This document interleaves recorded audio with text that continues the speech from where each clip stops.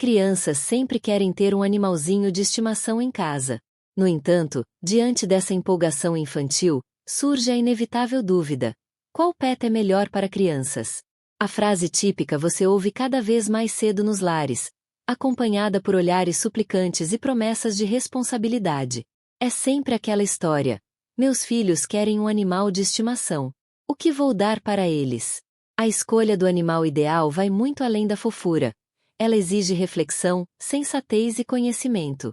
Acesse petseu.com.br e vai encontrar todas as dicas.